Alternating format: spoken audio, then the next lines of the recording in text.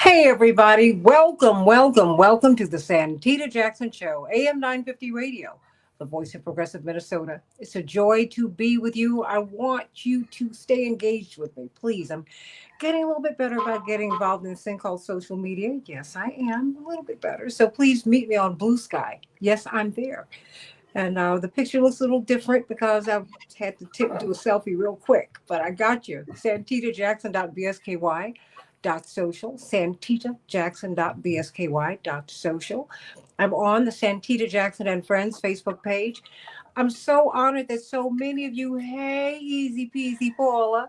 I'm so glad that so many of you reach out to me on Facebook. But the only place where I can get new friends is the Santita Jackson and Friends page. I can't confirm anyone else. It kicks everybody else off. Those are the rules that are set forth by Facebook. So if you would, please meet me on the Santita Jackson and Friends page, that page. And then I'm on X at Santita J, at Santita J. And I want you to meet me on YouTube. That's right, on the Santita Jackson Show YouTube channel. And hey, easy peasy over there on X. I love it. I love it. I love it. I want to know from you this. We're going to be talking about a range of things today. But in this hour, I want to talk about the economy. Did anyone ever read the book Rich Dad, Poor Dad by Robert Kiyosaki? It's a tremendous book. And he stays in touch with the audience now because what he does is he gives you a lot of practical advice about the economy. He lets you know where things are going. Now, what stands out about him is this: he predicted the collapse of Lehman Brothers. Many of us, for us, Jim Narakis, that's in the rearview mirror of our lives. But when we think of Bear Stearns, Lehman Brothers, these were the big people on Wall Street, were they not? And then they collapsed. Well, he predicted their demise. And he is saying that now we are looking at something that could be even worse than the Great Depression. Yeah. He is saying that we are looking at what could be a greater depression. He said, it makes me sad. He put this on X. In 2025, credit card debt is at all time highs. US debt is at all time highs. Unemployment is rising. 401ks are losing. Pensions are being stolen. The USA may be heading, as he wrote, for a greater depression. He said, I get sad because, as I stated earlier on an X tweet, I warned people this chaos was coming in our Rich Dad Prophecy, a book about the coming biggest stock market crash in history. And he says it's here now. In fact, most of my books, such as Fake, Who Stole My Pension, and even Rich Dad Poor Dad, these books warned of a coming financial disaster. People who heeded my warnings are doing well today. I'm concerned for those who do not, those who don't have gold. Even Costco, I've been following him. Costco is selling gold at a discount, Jim Narakis. Yeah. So what is going on? He's saying that you need to buy gold, silver, Bitcoin. He said some of you have complained that I repeat the same advice over and over and over and over again. But he is warning of a giant crash. Now, it's concerning everybody because everyone's looking at President Trump and the cutting and the slashing. But I've told you, we need to listen to what a lot of these lawmakers are saying. They continue to say, we've got to cut because we're looking at insolvency. Every now and then you'll hear that. And I listen to everything that everybody says. And it's concerning to me because we're all in this boat together, period. But it's also concerning because we just came out of a campaign in 2024, um, Jim Narakis, in which the Democrats, unfortunately, were telling us that things are getting better. And that is not the lived experience of most people you know. Not many, most. Most people are anxious. Most people are having sticker shock. I was reading an article, someone ordered McDonald's from DoorDash, and for a hamburger meal, double cheeseburger, excuse me, it was $20 for a drink, fries, and a cheeseburger. I mean, if they had gone in person, it would have been about $10. I'm not picking on anyone. I'm just trying to figure out how this is being reported. That's the first half of the show. We're going to bring on Dr. Max Wolf to ask him, what are we looking at? But Jim Narekas, fairness and accuracy in reporting is the lived experience of most Americans. Is it being reported? Are we even being heard here, Jim? Well, I think the thing that always needs to be kept in mind when you're talking about the economy and media is that our media system is overwhelmingly owned by wealthy corporations. They do not. They're not owned by the little people. They're not owned by people who are worrying about how to pay for McDonald's. They're owned by people who think in terms of hedge funds and you know the Wall Street means a lot more to them than Main Street does. Mm-hmm. And not only are they themselves wealthy, but their business model depends on the support of the wealthy. It depends on corporate advertising overwhelmingly. To the extent that people actually pay for news, it is wealthier people who pay for news. It's people who can afford to buy the subscription price for a newspaper is generally quite high. If you want to get past the paywall, and so they are targeting an upscale audience, and that is they're not only getting more money for that audience directly, but advertisers are going to pay a premium for a more affluent audience because they have the money to buy the more expensive products.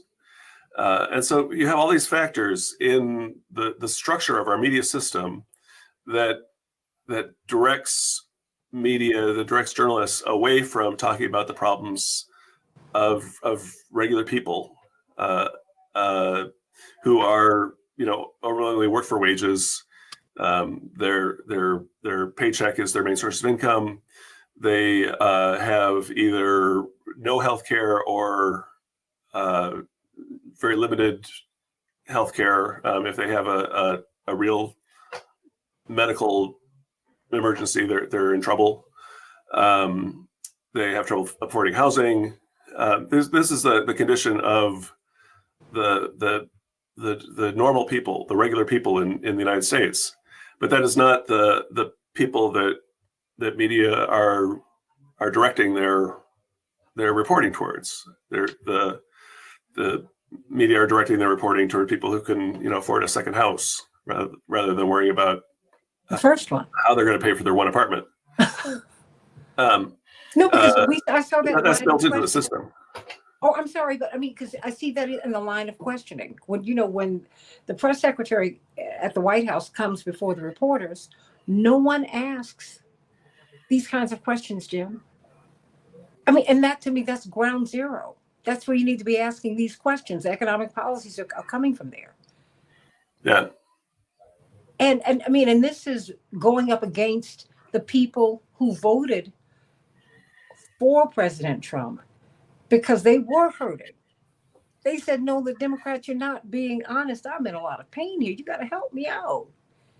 And no one is asking any questions. Now, I think to be fair, we need to let people know Washington is one of the most expensive cities in the United States. And it is a very affluent city. If you have an apartment, let alone if you own a house in Washington, that costs a lot of money. You can't be poor in Washington, D.C. It's just the city is not built for that. And it's reflected, I think, in the reporting. Jim? Yeah, absolutely. They're very much with the expression "inside the Beltway" exists for a reason. It's because people do tend to get in a bubble inside the inside DC and inside the affluent suburbs that surround it, and do tend to see things through that lens. But what? Because it just seems to me, I don't look at Mr. Kiyosaki as an alarmist. Mind you, speaking about investments, which most Americans do not have. I get that. But he is sending off warning signals, which is what he did do almost 20 years ago, when we had the collapse of Wall Street, right? Yeah.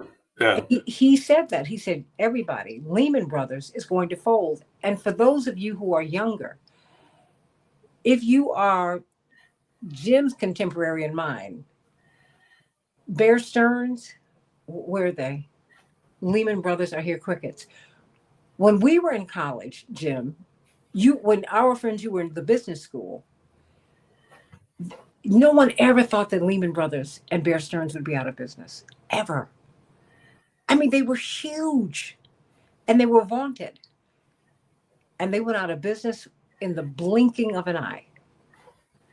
And this same man is saying, wait a minute, you all. I mean, we're looking at really, really hard times, and you see it. I mean, look at how the slashes and the cuts to Medicare when you cut Medicaid, Medicare is going to collapse. I mean, and that's not just with Medicare and Medicaid and Social Security. You have doctors who are paid through those programs. I mean, it's like we've got the warning lights flashing all around us, but no one's talking about it. No one's reporting on that, Jim. Yeah, there was the .com bubble that popped, and then that was followed by the housing bubble that popped, and one in a way led to the other. That the housing bubble inflated because people who took their money out of the tech stocks largely put it into housing and made the housing prices go up. And those were situations where you had investments that were valued because they were supposedly going to keep increasing forever, and nothing keeps increasing forever. That's an impossibility, which actually makes me concerned when I hear that the author of Rich Dad Poor Dad is encouraging people to go into Bitcoin, because Bitcoin is very much based on a bubble model. You buy Bitcoin because you think that Bitcoin is going to keep going up. It's not something that has a value in itself that you can count on that value being stable. I don't know what it is. It only has it is an empty vessel to put in. It might as well be tulip bulbs. It is because someone is telling me it is. Right. There's no gold, there's no silver. Just like baseball cards. You can collect baseball cards, and they're you can if someone is going to give you more money for them than you paid for them, then you're making money. But baseball cards are not going to go up in value forever. Eventually, the bubble will pop, and you'll unless you're a big fan of sports statistics, they're not going to do you much good. And I think Bitcoin is the same way. Bitcoin is going to go. And it has actually already gone through many cycles of boom and bust. And the thing about cryptocurrency is that the people who set up the cryptocurrency are the ones who make money off of it, because they know they can pull the plug on it whenever they want to, and take their earnings. And the person who is an outsider who's buying these as an investment does not know when the time to get out is. What do this was what Vice President Harris had a winning message when she was talking about going after the corporations because of price gouging. The Democratic funders told her to back off. Right. Yeah. Everything that could have put her in the White House, President Biden told her, no daylight kid. That was still her boss, everybody. So when someone calls you, and he didn't call her with a smile, when someone calls you and says this, okay, she was stuck. Yeah. Every message that would have put her in the White House. And I'm not so sure that, I think just given the depth of the problems that we're in, that I don't know where we'd be, but I think we'd be dealing with someone, and with people I know, with someone who'd be more sensitive. I mean, certainly to the fears of people. Yeah. I think losing your paycheck, a lot of people had some really solid jobs, and they are now gone. And it is very, very frightening. But that's not just in government, that's in the private sector too. And Yeah, then you and I were talking about sticker shock when you go to the grocery store. And when you're picking up little things now, yeah, they cost a lot of money. I'm like, wait a minute. Why is this chicken this expensive? Well, please let me get a chicken and let me let them lay some eggs. Let me try and figure this out myself because this is a lot. yeah, But that's not being when they talk about the economy, Jim. I'm not hearing that. yeah. And The the uh, we were talking about the Democratic Party not wanting Harris to talk about corporations. I think that is very much at the root of the issues, not only in media but in our society in general. The Republicans have an advantage in that they are able to name enemies. Mhm. They're able to say, we know you have problems. We know that things are rough for you, and here's why. And the enemies that they name are made up. They're not the real enemies, but they're people you can point to. You can say you have problems. You're not able to afford groceries because of the immigrants. That's why, or because of you can name any foreign country and say it's their fault. It's China's fault. It's uh, the Your the neighbor's fault. yeah, um, and that like people who are as we're saying, people who are having trouble making ends meet, have trouble knowing how their future is going to be secure. They appreciate someone who's saying, yes, I understand that things are rough, and I have a plan for fixing them. I'm gonna make America great again, because I know who's to blame.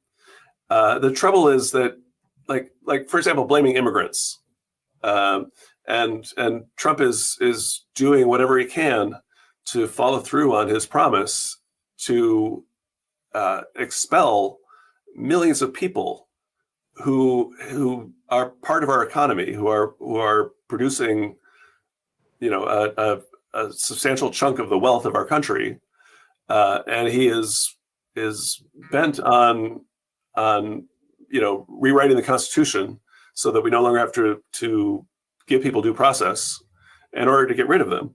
And that is, virtually any economist that you will talk to will say that's a terrible idea. It's a terrible idea to take people who your economy depends on, who are producing wealth in your economy, and expel them. That's a recipe for breaking your economy, not for growing your economy.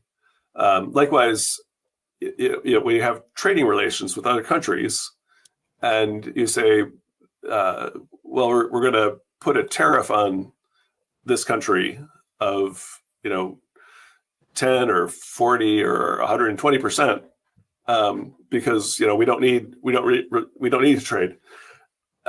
Again, economists will tell you that this is a way of shooting yourself in the foot.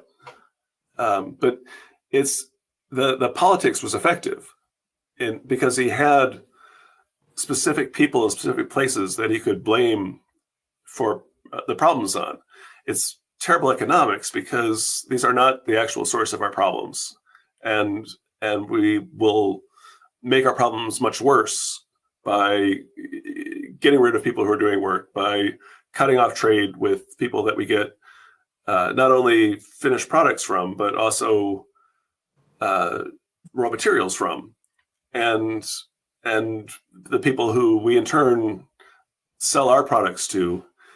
By cutting that off, it's I expect that this is going to have very serious repercussions in the quite near future in terms of how our economy functions. Mhm. And this is something that I think media have a hard time talking about. Doesn't have to do with their corporate ownership, because I think the corporations are alarmed by Trump's policies themselves. The advertisers are also alarmed by the policies that Trump is carrying out. But corporate media have adopted as an ethic the fact that you can never say that that something is a bad idea. You have to say, some people say this is a bad idea, other people think it's a good idea. And you feel like you've failed in your job as a corporate journalist if someone can't read that account that you've published and say, well, yeah, I agree with half of that. And so you can't say expelling undocumented workers is going to have a negative effect on our economy. You have to say, some economists say it's going to have a negative effect on our economy. Others think that that's going to be the greatest thing since sliced bread. And so you can never actually warn people that something bad is coming, because that's taking a side. You're not supposed to do that in the ethics of journalism as it's practiced by the New York Times or the Washington Post. But they do take sides all the time. Yes. That is this on the one hand, on the other hand model is used in a way to disguise the fact that they do have a position that they're taking. But the president of the United States is considered they're the source in chief of corporate media. They are the media revolves around finding out what powerful people are going to do and say, and getting the inside scoop on that and delivering that. That is their stock and trade. And the most important source is the president of the United States. And so for corporate media to say the president of the United States is wrong about this, or the president of the United States is lying about this, goes completely against the DNA of corporate media. This is something that they are super hesitant to do. And it's not the case. Like, I think that you had a President Sanders in the White House, hypothetically, I think you would find very different behavior on the part of corporate media, because the threat perceived by the people who own the media and by the advertisers who fund the media, they would agree that the kind of policies, that would be explicitly designed to redistribute wealth from the people who are in the ownership class to the people who are struggling, that would be seen as such a threat to their whole way of life, that you would see, and you did see in when Sanders was running for president, very definitive, like, here's a crazy idea that Bernie Sanders has of, giving people universal health care, and really coming out in a way that tells people, I don't want to the idea that the media are neutral is a pretense. It's not a genuine principle that they have. But I think that pretense does affect the way that they are reporting on the tariffs, for example, or on the attempt to expel undocumented workers, and making it much harder for people to understand what is going on when they read what's going on in the papers. And everything that they're saying, before I bring up Dr. Wolf, it's like I feel like we're being gaslighted, because they all tell me, you know what, it's not as bad as you think. Yeah, it is. And it's worse than that. People are really struggling out here. And I'm not hearing any of you say any of that. I mean, I love you to stick around, Jim, but I want to bring up Dr. Wolf. Can you stay with us for a little bit? Sure. Yeah. Okay. Just, but let me bring him up. You can leave at any time, but I always hate to let you go. But I'm really an economist with me, Dr. Maxwell, for all my New York friends today. Thank you. Well, thank you. Dr. Wolf, and he always gets on me when I start looking at these things, but I listen to everybody. Intellectually, I'm curious. And I brought on, of course, Jim Narekas from Fairness and Accuracy in Reporting, because as I'm looking at the reporting on the economy, I'm amongst people every day. And, through our work at Rainbow Push, and of course, our convention is June 12th, 13th, and 14th. I hope that you all will all be there because we're going to have conversations like this that we're having, the ones that we'll be having throughout the day. Um, People are really, they are struggling when they go to the grocery store, Dr. Wolf. They have not just sticker shock, they're having to put Two things. dolls, not the $30. You mean? It's Oh priceless. my goodness! Yeah, yeah. Instead of buying $30, they'll buy two. People are not even thinking about that. But I've always been fascinated by Robert Kiyosaki, who wrote Rich Dad Poor Dad, of course, and he got it right with Lehman Brothers. He was like, they are going to collapse. And I always listen to his prognostications, and I listen to others, but I like to talk to you because he is saying that. Wait a minute, this makes me sad. In 2025, credit card debt is at an all-time high. U.S. debt is at an all-time high. Unemployment is rising. 401ks are losing. Pensions are being stolen. He's warning of a greater depression. And I have to tell you, my mother has continued to tell me and my siblings, fasten your seatbelts. Oh, thank you, Betty Davis. It's going to be a bumpy ride. What she foresees is something that is not good. She says to her, all of the signs are there. But my parents are in their 80s, and they lived through the time when America's economy was booming. But they've also seen the trajectory arc downward. Where are we? What is going on, Dr. Wolf? I don't want to be an alarmist, but I certainly would like to have people prepare because he encourages buying Bitcoin and silver. They even have silver and gold. They're even selling gold at a discount at Costco. Costco. Wow.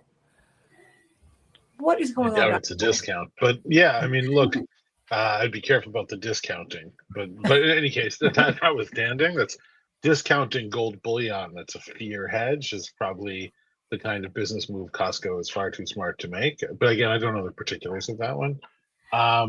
So look, let me see if I can take a step back to take two steps forward here, and permit me to take a little bit, tiny bit longer of your time, maybe to provide a little bit of the context that Jim so artfully took you through that might be missing in some of the conversations that you hear in the public eye. So I'd say there's basically four things that have supported the American quality of life over the last 50 to 75 years. Okay. And that's inexpensive stuff made with inexpensive labor and environmental protections around the world. You know them as imports. It's inexpensive stuff that comes from the heavy abuse or utilization of marginalized labor forces. That could be women entering the labor force. It could be people who faced historical marginalization or discrimination as being cheaper in the labor market for those reasons, right? Really cheap credit. In other words, it was easy to borrow money at really low rates, especially given how risky the American public has become as a credit. So keep those rates down beyond where you think they should be, beyond where the market would leave them. And then government supports, right? So various transfer and government assistance programs, whether that's making the mortgage more affordable through Fannie Mae and Freddie Mac, or whether that's food stamps when times are tough, or unemployment insurance, or Medicaid, right? There's a bunch of different programs. And we could argue how generous they are. Surely they're the least generous in the developed world. So I'm not trying to say they were super generous, but stingy help beats no help any day by a wide margin, and the differences can be life and death. So they can be pretty massive. Um, and you're looking at all four of those supports be kicked out suddenly without much planning. So if you expel people who are here working inexpensively because they're not fully documented, then you artificially increase the price of things, right? If you also start trade wars with all your major trading partners, then two things happens immediately, which the public doesn't understand. Things become more expensive, and money becomes more expensive because we've had a 3 month discussion of international trade. We're discussing one of the three legs of the stool and leaving the other two, right? We don't buy things from other people because we're generous. We don't have friends. We have interests, right? So there are three things that move around the world. Yeah, services, where we have a chronic surplus. That's our professional class, our education, our universities, our doctors, stuff like that. Our financial flows and stuff. We've only talked about stuff, weighted goods, because people who don't understand the economy and are advised by other people who don't understand the economy focus on what they can see, understandably. Okay, it's not a bad idea. It makes sense, but it's about 12% of the action in the combined three is the stuff. So, as is commonly the case, when you skip 88% of what you're talking about, it limits the piercing wisdom that you're able to share to the 12%. Right now, if the 12% is part of a triumvirate 3-part flow, then you got a lot of problems. So the United States has a professional class, which is our middle class, what's left of it, our upper middle class, our professionals, selling medical services and advertising and tech services and university degrees to the rest of the world under massive attack now. And now that delights some people who are poorer than them, who'd like to see those people suffer because they can't see up the ladder. They can only see the ass right in front of their head. They can't see the next rung up. And much of the media, present company excluded, Jim, it's not about you, encourages them to see only the ass right in front of them, struggling up the same greased ladder, having it good, right? Because it keeps everyone fighting check. I like this metaphor. Yes, they like it. This obviously has some limits to its popular virality, but nonetheless, so they sort of look at that and they like to see the suffering. This is this notion that we're going to defund Harvard and give the money to your community college, which was closed 3 weeks ago anyway, but whatever. So there's a sort of Schadenfreude or whatever you want to call it, the delight to see someone who's done better than you do worse than you. That's real, right? Mm-hmm. But so if what supports people is cheap credit and cheap foreign goods, you're attacking both of them when you attack the trade partners. Because just like we don't import things because we're nice or trying to help anyone, laughable, absurd, not for a professional to consider, right? We also need them to keep loaning us money. And the only reason they keep loaning us money is so we can keep buying their stuff. If you don't buy their stuff, ding dong, they stop loaning you money. You want to check this out, you can look what happened the Wednesday after the Liberation Day. 5 days later, when parts of the rest of the world stopped buying our stuff, everyone went into a panic and we went into let me build a building downtown and you get 90-day reprieve until my audience, which I can rely on, forgets. And they'll remember my success, right? A la lots of people remembered the weapons of mass destruction and we're not going to be slowed down by the fact that they weren't there. The big story kind of tends to have the long-term resonance, right? So there was that. But if you start looking, now we have the government efficiency cuts, which increased the deficit, meaning that the efficiency story was obviously transparently a lie, did not work, right? We didn't spend less. We spend less on you because you don't matter. Okay, but if what's keeping the sort of limping remnants of the American middle class alive are cheap foreign goods, cheap largely foreign credit, government programs, and cheap labor here from people who are marginalized, including but not limited to undocumented, right? Then all 4 legs of your stool just got kicked out. And how people deal with that and who they blame is the $64,000 question in the next 10 years. Do they blame a high school kid who wants to be on the girls' lacrosse team or the boys' lacrosse team if they're not supposed to be on that team? Is that the excitement here? Do they stop a middle-aged guy from wearing a leotard and reading in the public library? I mean, I don't know where the anger goes, but there's a lot of work to make sure it isn't going to the people making these decisions. And if we're really honest here, having arguments with the people with the guns and the money is dangerous. Having arguments with people who have no guns and have no money is pretty easy. So it's always the path of least resistance, which is why scapegoats exist, right? They're not scape tigers, because tigers bite and they have big claws. They're scapegoats because you can probably outsmart a goat or bang it on the head. It's not the world's most fearsome animal, right? Yeah, the American predilection is for like the sort of handy-capable scape bunny in a true heroic fashion. Like the 3-legged bunny did it. And that's easy because, the number of people who've been felled by handy-capable bunnies is limited. It's not a common cause of death, right? There aren't a lot of headstones with the chiseled into like Fluffy got angry, it's not so common. So I mean, who knows if you push them far enough, but like generally it's not that dangerous. And so what you have here is people who are genuinely upset for good reason, who feel betrayed by elites, often for pretty good reason, who are frustrated and who have been told that there was an imaginary period earlier on when things were better. And in some cases, they were. And they've played the correlation causation game well. So if women had less rights back when your family did better, maybe it's their fault. Right? If LGBT community was more hunted, more quiet, more angry, and more sort of sullen, maybe that was the magic. Right? So in other words, every three-legged buddy that we can blame is on the menu.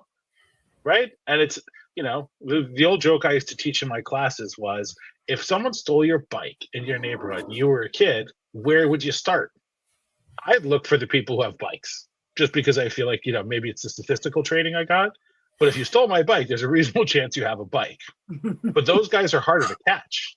You know who you can catch? The kid in the cast, right? The only problem with that is that kid probably didn't steal your bike, because he's walking and his leg is broken. And you have to decide whether someone has to pay or the person who took your bike has to pay. And I think America's trying to figure that out. Right. And so to me, that's not economics. And I don't claim to have insight into that kind of stuff. Particularly, I'm trained as an economist. But as an economist, I can say it's a dangerous moment, because we're debating whether or not we're going to have a cyclical recession or depression, I guess, but you don't hear that word much. So recession and downturn, and we might. But to me, I'd be worried about a structural breakdown, because when the structure breaks, it's harder to repair and it can fall further before the floor comes in. It doesn't have to. Okay. And there's lots of people who really want the economy to do well for themselves and for others. Lots of kind people who want to see other people succeed too. It's not all doom and gloom. And there's a bit of a tug of war between the hopes. And I think the hope is fueled by need, because again, to your point, lots of people out there aren't doing fantastically, right? Despite the promise, I'm not sure that many of us are sick of winning yet. It depends on your constituency. But the upset about continuous victory seems to be limited right now. So there's lots of people who are worried, and they're looking for who to blame, and they're hoping that things get better than they look like they will. And I take no delight, and I certainly am wrong enough. All of us economists are. Right? Old joke being that it's only the weathermen that keep us from being the most hated prognosticators out there. Thank you to the people at the weather associations. But the truth is, we could always be wrong. But if people kind of stumbling forward on four supports and you knock out the four supports, the advanced mathematical training that we receive may or may not be required to crack the nut, such as it is. Well,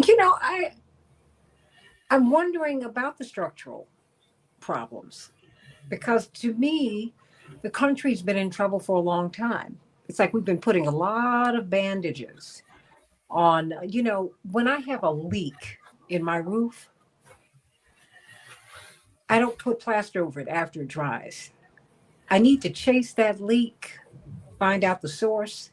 Otherwise, my roof is going to collapse. And I think we've done a lot of plastering over a lot of things, whether it's the structural inequalities, Dr. Wolf, Jim Narakis. Okay, that's why you're here, because we're all from different disciplines here. But the fact is, what we have in common is that we all feel this. So as an economist, one of the things that I do appreciate about you is that you don't disconnect the social from the spiritual. That is how people are feeling. I mean, because some people are so scientific that they stay in a laboratory. That's not what you're doing. And that's not what we can do right now. The laboratories were defunded, so I'm looking for a backup job. Well,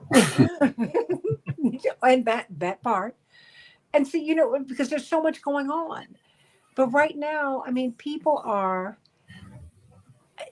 everyone is going to the store and they are afraid. And I can tell you something that I saw yesterday for Memorial Day. I grew up in Chicago, okay, where in my neighborhood and in neighborhoods everywhere, you could, as soon as early in the morning, you would smell the smoke from the barbecue pits. I didn't see people barbecuing yesterday. People went to the barbecue shack and they bought an individual meal or a tub of ribs. But they were not barbecuing. And I thought about it. I said, well, wait a minute. Does that mean that people cannot afford to go to the store and buy slabs of ribs and have everybody come over? I would hazard a guess that would be so. Because people are not out like they used to be. They're just not. They can't afford it. And even people who are upper income, what did you saying seeing someone's bottom as we're all trying to climb up this slippery pole. Yeah. I mean, to me, I'm seeing a lot of little things that to me that portend a looming, should I say, looming difficulties. I don't want to sound like an alarmist, but I certainly do want people to get ready, Dr. Wolf, because you've always said, hey, you know what? If you can get several months rent in the bank, that's what you really need to do. People cannot even fathom that now, Dr. Wolf. Sure, but I also understand people are always told to save, and most people can't afford this month. So planning for next month Yeah. becomes very difficult. So I do think it's great advice, but I want to be cautious not to give people, great advice like, grow another leg because it sucks to have one. This is mediocre advice and it could be offensive. So I do think squirreling away some money is super important. Cash becomes king when it runs low. Right? The other way to think about it. It is, Um, but the problem is people. Oh, hold on, let me see what that is. yeah, Okay, um, the people don't have enough money for an emergency. four yeah. hundred I dollars. mean, sure, those Fed tests are quite real about the emergency situation that faced by a lot of households. I would say that nobody out for the barbecue is not my specialty, but it sounds like two things, right? It sounds like the sort of bowling alone phenomenon and the money. So a weird thing about something like COVID is COVID teaches people not to look for solace in each other. It teaches people to be alone and that groups are dangerous. And the problem is when times are hard economically, people need each other. They need the groups. They need to look to each other to support each other, not run from each other. So that's paradoxical about this moment.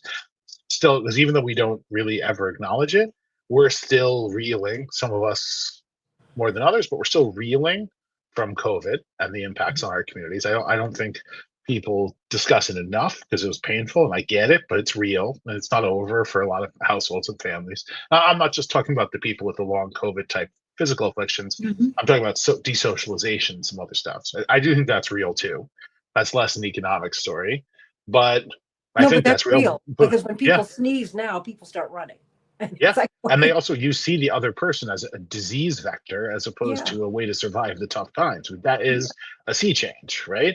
I yeah. look at, I don't think you need to be a social scientist, and this is not my area of specialty, but spending 3 years feeling alone and betrayed by other people on a steady diet of cheap liquor and hardcore porn may or may not have brought out the best in all of our personalities, Thank you, right? Matt. So yeah, we know what people were up to, and it mostly wasn't learning the cello. And like I get it, but that doesn't always bring out the best in folks. So that's a reality. And the other reality is there is no we. We don't do things collectively, and some of us have done very well, and some of us have done very poorly. And I think when the middle collapses, like it has politically here and economically, you get less of a we. You get more of a me versus them. And then you can channel it toward the big, strong guy with the money and the gun, or you can channel it toward the three-legged bunny. And if you just want a victory and you're sick of not winning, maybe that bunny looks a little bit more like a foe. And maybe that guy with the gun and the trench and the cash looks a little bit more like a risk not worth taking. Right. And if you are in it alone, then you cannot work together. And with all due respect, you will fail if you're lower income, probably doing it alone.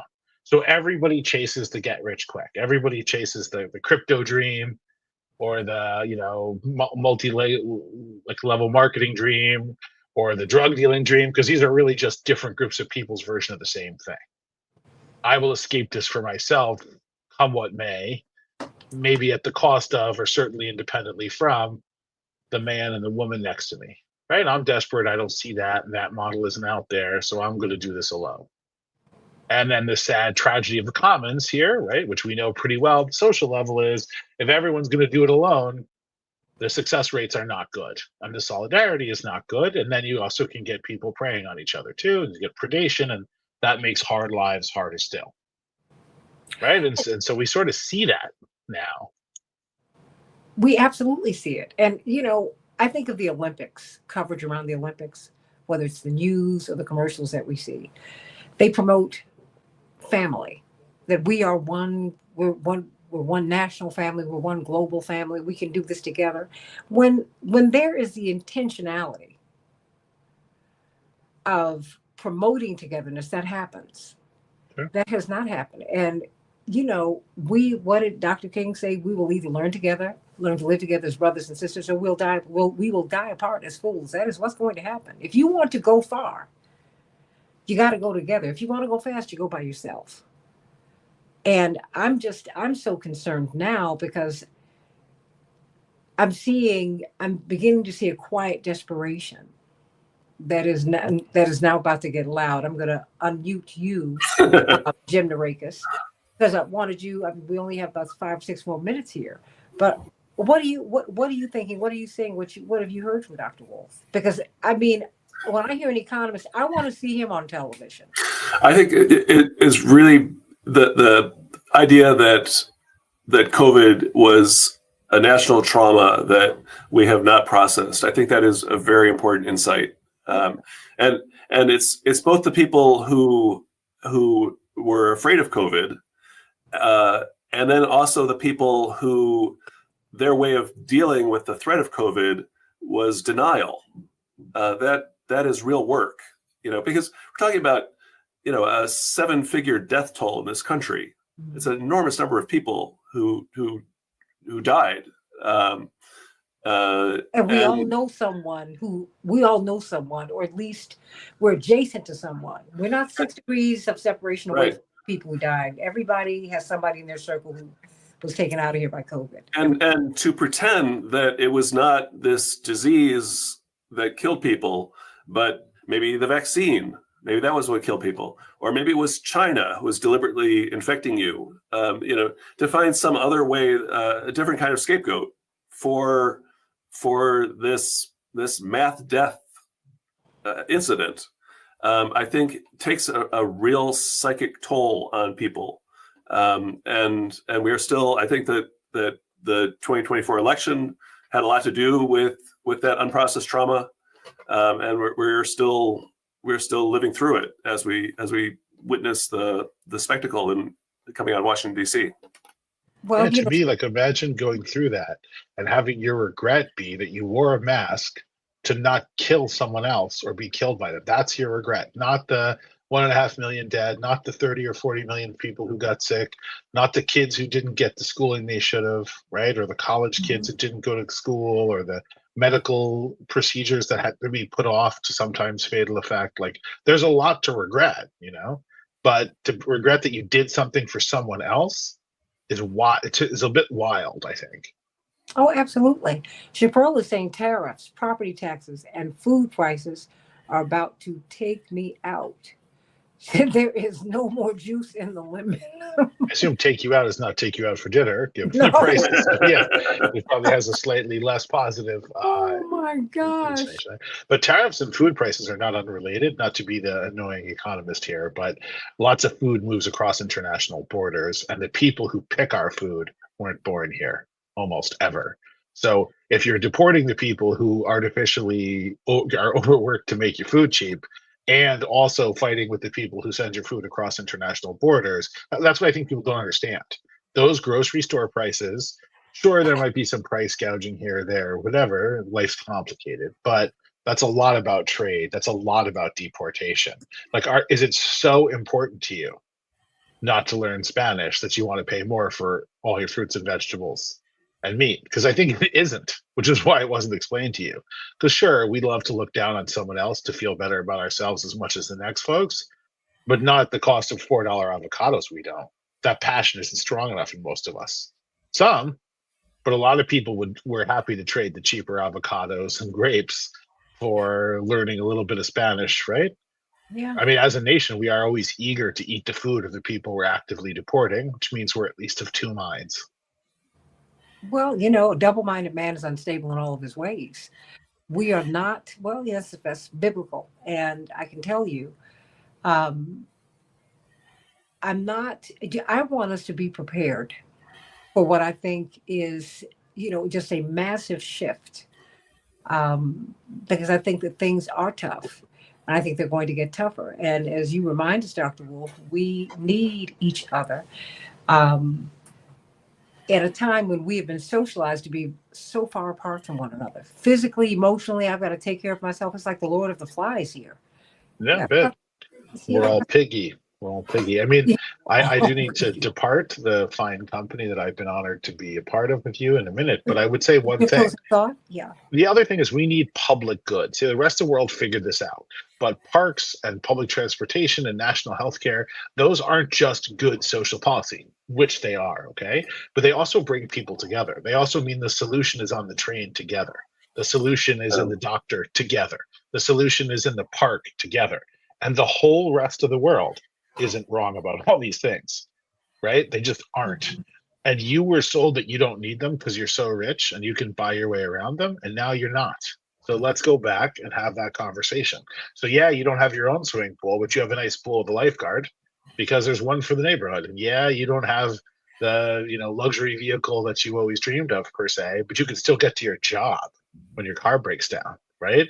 And maybe it isn't a bankruptcy decision whether or not to get your bones set correctly by somebody who went to medical school, right? And so, like, the last thing is that I don't see much conversation is we're about to potentially defund the supports of America's teaching hospitals and public hospitals, and that is going to be a COVID-like health impact for people. Mm-hmm. And I wish, and maybe I just miss it, who knows? But I don't see much on that. And to me, that's a big deal, right? Even at the local level, like, you lose your teaching hospital, you lose your community hospital. I mean, that's real. That's a real impact in Mm-hmm. the health of that community. And often, but not only, it's not just people at risk. Again, not that there's anything wrong with caring at people at risk, but like, this is a lot of people. This is not just a few people who've fallen through the cracks. This is the vast bulk of people who get up too early every day and go to a job that pays too little every day. This is not your fantasy of some Victorian selected failure. This is the hardest working neighbors you've got. And you, probably you, whose alarm goes off too early and who comes back too late with aching feet, right? Having done the things that society told you to do from cradle to premature grave. This is not your sort of indolent marginal communities here, because we cut all the fat. We're at the bone. We're at the bone. Jim Narakis, do you want to say anything before we go? Well, I wanted to reiterate what Dr. Wolf was saying about the solution isn't coming together.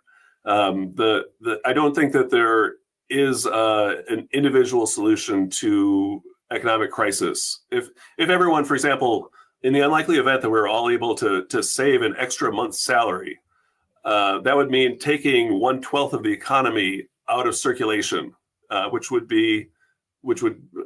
throw gasoline on the fire of an economic crisis.